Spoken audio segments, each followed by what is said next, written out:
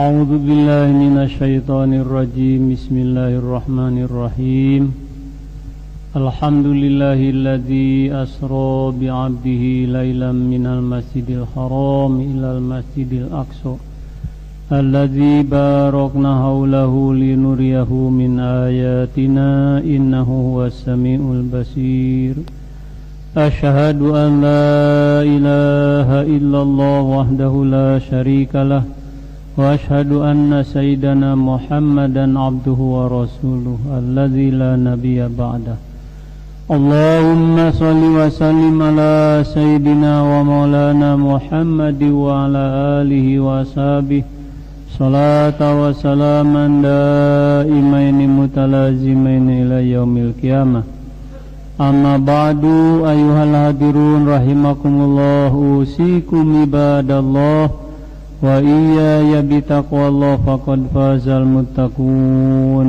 قال الله تعالى في كتابه الكريم أعوذ بالله من الشيطان الرجيم بسم الله الرحمن الرحيم قد أفلح المؤمنون الذين هم في صلاتهم خاشعون صدق الله العظيم وقال رسول الله صلى الله عليه وسلم الصلاة عماد الدين فمن أقامها فقد أقام الدين ومن تركها faqad hadama din. Hadirin yang berbahagia, pertama-tama marilah kita panjatkan sujud dan syukur kehadirat Allah Subhanahu wa taala atas limpahan rahmat dan karunia-Nya. Alhamdulillah kita masih diberi kesempatan panjang umur dalam keadaan sehat walafiat. Yang paling berbahagia, alhamdulillah kita bisa mengikuti kegiatan manakib di Pondok Pesantren Suryalaya. Mudah-mudahan silaturahmi pada pagi hari ini kita mendapatkan kucuran rahmat dan maghfirah dari Allah Subhanahu wa taala. Amin. Dijauhkan dari malapetaka dunia maupun akhirat, dimurahkan rezeki untuk bekal ibadah kepada Allah. Amin ya Allah ya rabbal alamin. Pertama-tama kami haturkan beribu banyak terima kasih kepada seluruh ikhwan wal akhwat yang meluangkan waktu hadir di manakib ini. Mudah-mudahan segala amal kebajikan Bapak dan Ibu diterima Allah Subhanahu wa taala, dibalas dengan imbalan yang berlipat ganda dunia maupun akhirat. Hadirin yang berbahagia, di kuliah subuh sudah disampaikan oleh Pak Ustadz Maman bahwa bulan Rajab adalah bulan yang agung, bulan yang dimuliakan Allah Subhanahu wa taala. Barang siapa yang menjalankan ibadah saum di bulan Ramadan, dijelaskan di situ, pasti akan diselamatkan dari siksa api neraka.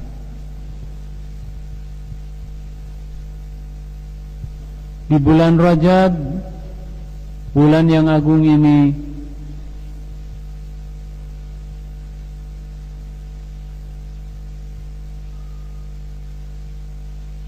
dijamin oleh Allah Subhanahu wa taala untuk diselamatkan dari panasnya api neraka. Di bulan Rajab ini pula suatu sejarah yang sangat penting bagi umat Islam dan sudah masyhur. Bukan hanya sekarang bulan Rajab dibahas hasil perjalanan Isra dan Mi'raj, tetapi tiap tahun di mana masuk bulan Rajab, para kiai, para ustadz, para santri selalu membahas keutamaan bulan Rajab, di mana hasil dari perjalanan Isra dan Mi'raj adalah sholat yang 5 waktu. Sebelum perjalanan Isra Mi'raj dimulai, Rasulullah sallallahu alaihi wasallam dibersihkan dulu hatinya ketika beliau sedang ada di Hijri Ismail. Datang malaikat Jibril dengan Mikail membawa Rasulullah sallallahu alaihi wasallam ke dekat sumur Jam-Jam. Kemudian Rasul dibelek, dikeluarkan segala kotoran, dibersihkan kotoran-kotoran hatinya, dibersihkan dari segala kotoran hatinya, kemudian dimasukkan ilmu iman Islam, ilmu kesempurnaan akhlak-akhlak yang sempurna. Setelah itu ditutup lagi. Inilah perjalanan Isra Mi'raj, jalan menempuh kehadirat Allah Subhanahu wa taala, di mana Rasul dibersihkan heula, titip kepada seluruh ikhwan akhwat, jangan memiliki keyakinan bahwa dalam hati Rasul ada kotoran. Hati Rasul sudah bersih. Kenapa Rasul dibersihkan dulu? Ini namanya tuladan, bahwa hati kita sebenarnya yang masih kotor, yang harus dibersihkan sebelum menghadap kepada Allah Subhanahu wa taala, di mana Allah tidak akan menerima orang-orang yang kotor hatinya, kecuali orang-orang yang suci hatinya.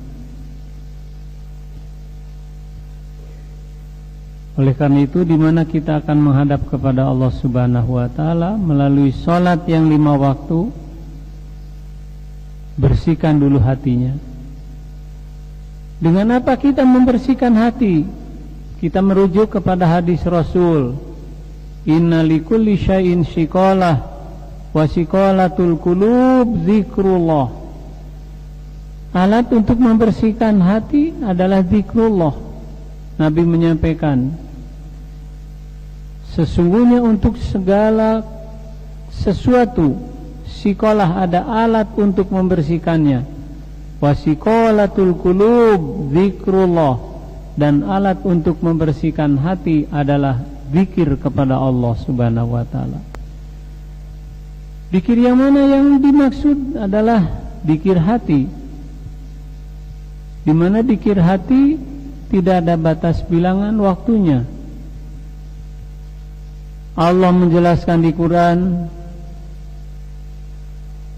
Al-A'raf ayat 205, وَاذْكُرْ رَبَّكَ فِي نَفْسِكَ تَضَرُّعًا وَخِيفَةً وَدُونَ الْجَهْرِ مِنَ الْقَوْلِ بِالْغُدُوِّ وَالْآصَالِ وَلَا تَكُن مِّنَ الْغَافِلِينَ.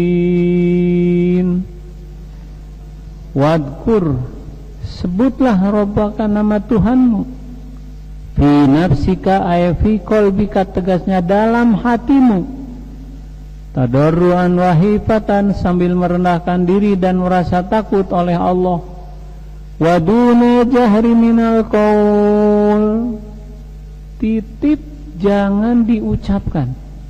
Allah melarang, jangan diucapkan.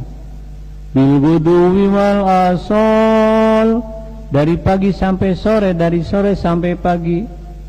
Qiyaman wa qu'udan wala junubihim, posisi sedang berdiri, duduk, berbaring, di mana saja kita berada, hati harus selalu diisi, dipenuhi dengan zikrullah.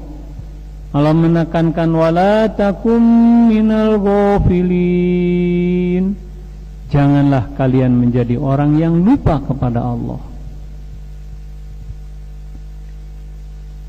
Zikir inilah yang akan mampu membersihkan hati. Lupa saja, jangankan 1 hari lupa kepada Allah, 1 menit, bahkan mungkin 1 detik saja hati lupa kepada Allah, setan masuk ke dalam hati manusia, akan menyeret manusia untuk berlaku durhaka dan maksiat kepada Allah. Bukan hanya kepada Allah, di lingkungan keluarga masih banyak yang durhaka. Istri durhaka terhadap suami, suami durhaka terhadap istri, orang tua durhaka terhadap anak, anak durhaka terhadap orang tua. Ini masih banyak terjadi. Itu semuanya akibat daripada lupa hatinya kepada Allah. Allah menjelaskan wa may yashu an dzikri rahman nuqayyid lahu syaitanan fahuwa lahu qarin. Barang siapa yang lengah hatinya dari mengingat Allah, setan masuk ke dalam hati manusia, akan menyeret manusia untuk berlaku durhaka dan maksiat kepada Allah. Di mana dibiarkan hati lupa kepada Allah, fahuwa lahu qarin, dia akan menjadi kawannya setan. Naudzubillah. Jadi yang berbahagia, di mana hasil perjalanan Isra Mi'raj adalah perintah sholat yang 5 waktu, tetapi harus diperhatikan sholatnya yang bagaimana yang akan diterima Allah Subhanahu wa ta'ala. Allah menjelaskan di surat Al-Mu'minun ayat 1-2, jelaskan qad aflahal mu'minun alladzina hum fi salatihim khashi'un. Sungguh bahagia orang-orang yang beriman, alladzina hum fi salatihim khashi'un, di mana mereka menjalankan ibadah salatnya dengan khusyuk. Mana khusyuk? Hudurul qalbi ma'allah, hadirnya hati dipakai ingat kepada Allah. Ingat kepada Allah berarti sedang khusyuk, lupa kepada Allah itu sedang kufur kepada Allah.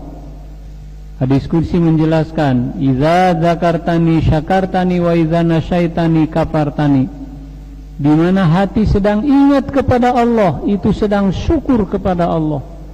Di mana hati lupa kepada Allah, itu sedang kufur kepada Allah. Khusyuk mudah diucapkannya, tapi sulit untuk menjalankan ibadahnya.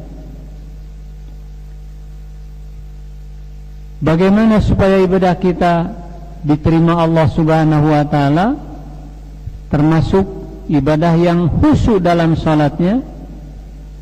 Maka Rasulullah sallallahu alaihi wasallam menganjurkan untuk menjalankan ibadah salat ini harus benar-benar melakukan ibadah salat dengan khusyuk. Karena sulitnya khusyuk, maka jalan yang diberikan kemudahan untuk mencapai ibadah khusyuk melalui berjamaah. Dijamin dengan salat berjamaah oleh Rasulullah sallallahu alaihi wasallam, man shalla salawatil khamsi ma'al jamaah falahu khamsatu asya'a. Barang siapa yang menjalankan ibadah salat 5 waktu disertai dengan berjamaah,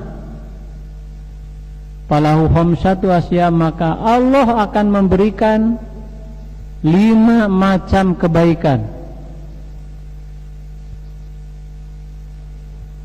Yang pertama, lam yazidhu faqran fid dunya wal akhirah.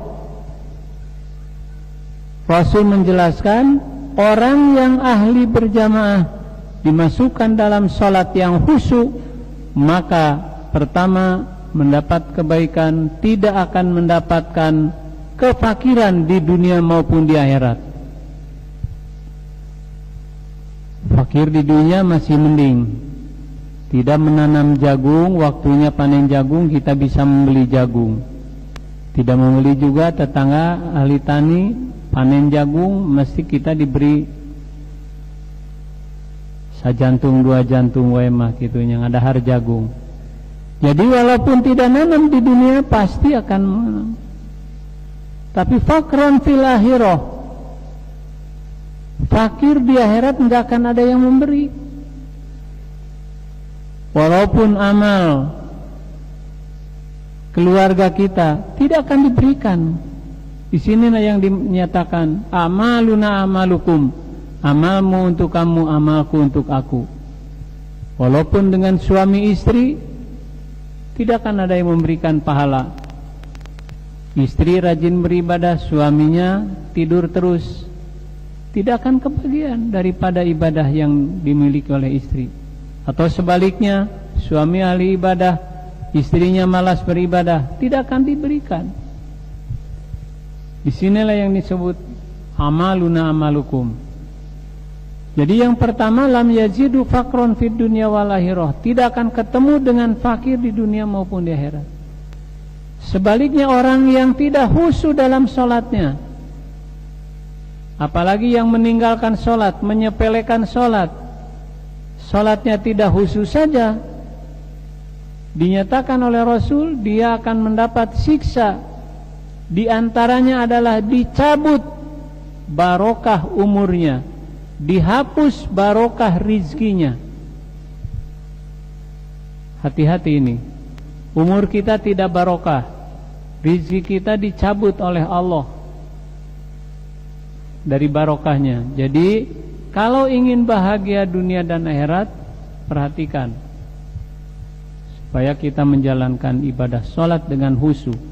Tidak bisa khusyuk melalui berjamaah, itu akan dimasukkan dalam khusyuk.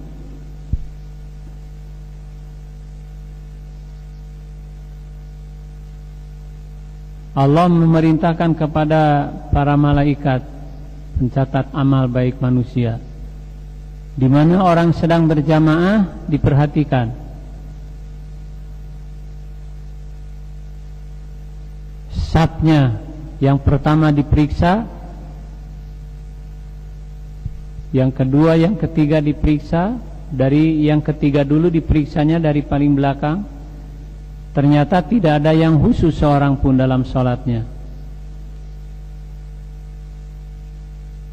Pindah ke saf yang kedua, juga tidak ada yang khusus seorang pun dalam sholatnya. Pindah ke saf yang pertama, juga tidak ada yang khusyuk dalam sholatnya. Kosong semuanya dari mengingat Allah. Begitu meriksa imam, imam sedang khusyuk, maka kelompok sholat berjamaah itu dimasukkan oleh malak pencatat amal baik dan buruk.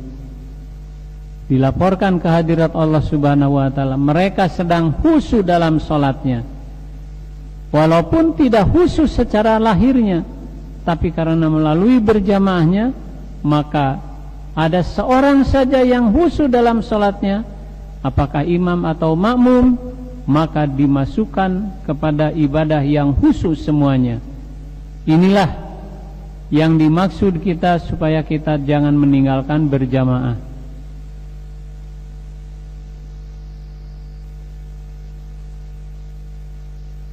Pahala orang yang meninggalkan sholat, ancaman dari Allah Subhanahu wa ta'ala, tidak akan diterima doanya oleh Allah. Orang yang menjalankan ibadah sholatnya tidak khusyuk, ya tidak diterima sholatnya. Ancaman Allah di Quran surat Al-Ma'un, fawailul lil musallin alladzina hum an sholatihim sahun. Celakalah orang yang sholatnya sahun, lalai dalam menjalankan ibadah sholat, dinyatakan lupa hatinya kepada Allah Subhanahu wa ta'ala. Inilah azab yang akan disampaikan oleh Allah Subhanahu wa ta'ala kalau sholatnya tidak khusyuk. Yang kedua, orang yang tidak khusyuk dalam sholatnya, ketika sakaratil maut sulit mengeluarkan ruh dari jasadnya. Sebagian ulama menjelaskan bagaikan menyisir bulu domba yang basah. Sulit untuk menyisir, sulit. Apalagi yang tidak sholat. Nah, kemudian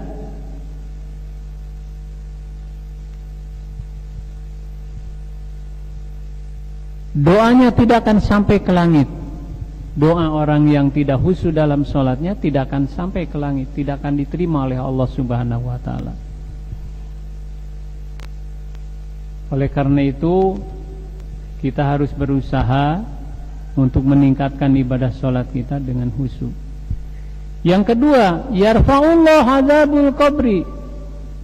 Orang yang khusyuk dalam sholatnya, dalam arti menjalankan ibadah sholatnya dengan berjamaah, dia akan dihapus daripada siksa adab alam kubur.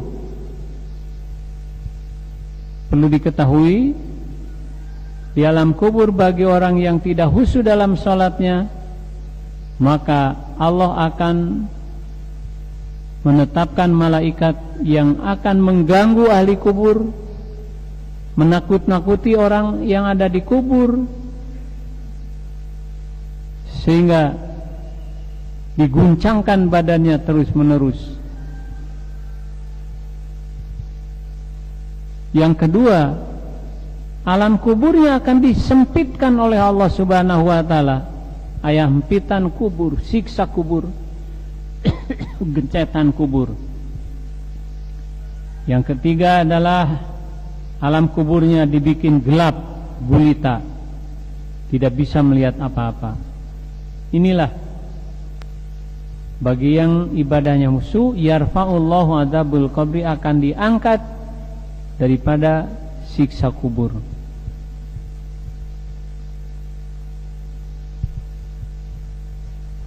Yang ketiga, nanti di alam akhirat orang yang tidak sholat atau sholatnya tidak khusyuk akan diseret wajahnya oleh malaikat dan disaksikan oleh seluruh makhluk. Sholatnya jelas tidak akan diampuni segala dosanya, dan dia akan mendapatkan siksa dengan hisaban yang sangat berat di hadapan Allah Subhanahu wa taala. Jadi yang pertama ya, sehingga nanti di akhirat orang-orang penghuni surga akan bertanya kepada orang-orang penghuni neraka, menyatakan, ma salakakum fi sakor, perjalanan apa yang kamu kerjakan sehingga kamu masuk neraka sakor? Kata salaka, perjalanan menuju Allah. Ini dalam ilmu tasawuf, orang yang melalui perjalanan menuju ke Allah disebut salik, ilmunya disebut suluk, perjalanan menuju kepada Allah. Di sini ayat menjelaskan perjalanan masuk neraka, bukan kepada Allah. Jadi ada dua pengertian salaka, salaka yang membawa ke surga, salaka yang membawa ke neraka. Yang membawa ke surga Allah menjamin, Rasul menjamin, man salaka tariqan yaltamisu fihi ilman sahalallahu bihi tariqan ilal jannah. Siapa yang menjalani perjalanan menuju mencari ilmu, sahalallahu bihi tariqan ilal jannah, Allah akan memudahkan jalan menuju ke surga. Ini kata salaka. Salaka dalam ayat ini Allah menjelaskan, ma salakakum fi sakor, perjalanan apa yang kamu kerjakan sehingga kamu bisa masuk neraka sakor? Para ahli neraka menjawab, qalu lam naku minal musallin. Mereka menjawab, aku tidak termasuk orang-orang yang suka mengerjakan sholat. Lam naku minal musallin. Ada yang sholat juga tetapi sholatnya tidak khusyuk. Yaitulah jawabannya, qalu lam naku minal musallin. An-Nisa 142 tadi dibacakan oleh Ustaz Kamal. Salah satu tanda orang munafik bukan tidak sholat, mereka suka sholat, tapi sholatnya diulur waktunya. Duhur jam 12, kita baru bisa masuk menjalankan ibadah sholat duhur sudah jam 1. Nah ini salah satu tanda orang munafik.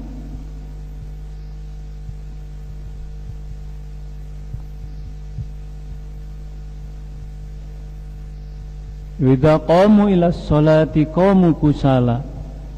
Di mana mendirikan sholat bukan tidak sholat, mereka suka sholat tapi kusala, kusal-kusal engke heula. Nah inilah salah satu tanda orang munafik. Sedangkan orang munafik sudah diancam, innal munafiqina fi darkil asfali minan nar. orang munafik akan ditempatkan di kerak neraka jahanam bagiannya. Naudzubillah.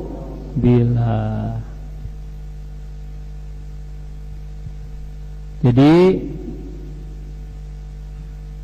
ada suluk menurut ulama sufi jalan menuju kepada Allah, ada suluk menurut Allah dalam ayat ini jalan menuju ke neraka, yang dimaksud neraka Sakor.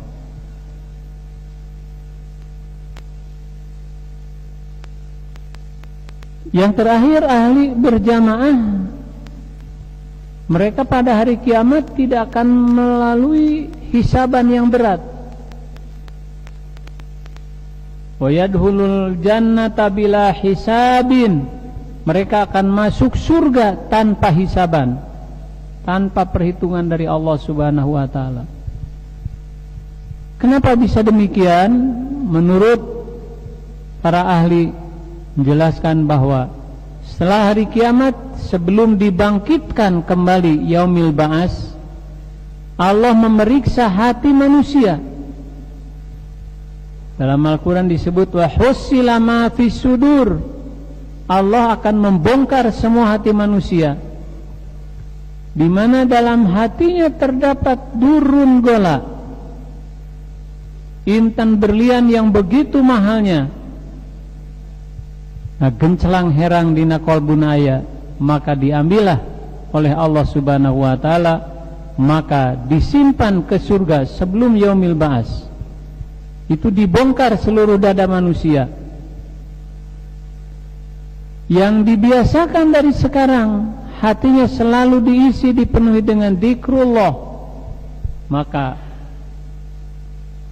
akan terdapatlah durun gola itu, perhiasan intan berlian yang begitu mahal.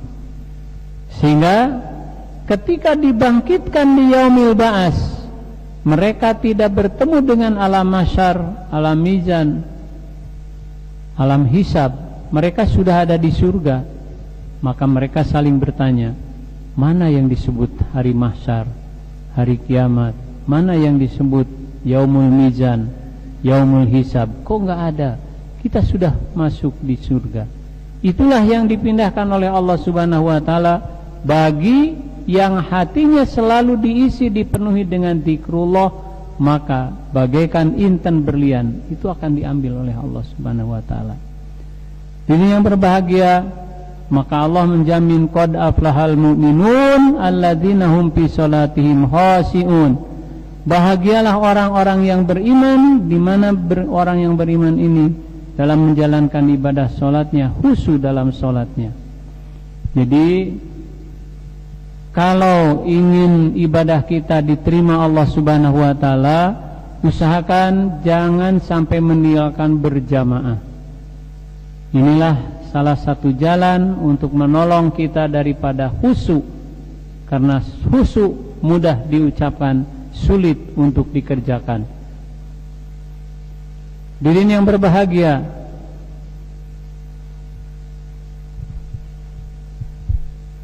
Mi'raj yang hakiki, Tuhan saya bertanya, mahwal Mi'raj? Bertanya kepada Allah. Al-Mi'raj, Allah mendengar, wal uruju an kulli syai'in siwa'i. Mana Mi'raj? Abdul Qadir, kata Allah, adalah wal uruju an kulli syai'in siwa'i. Mereka yang selalu meningkatkan dirinya, tidak terpengaruh pikirannya, tidak terganggu rasanya daripada melihat Allah Subhanahu wa taala. Nah, inilah yang dimaksud dengan Mi'raj. Al-Mi'raj wal uruju an kulli syai'in siwa'i.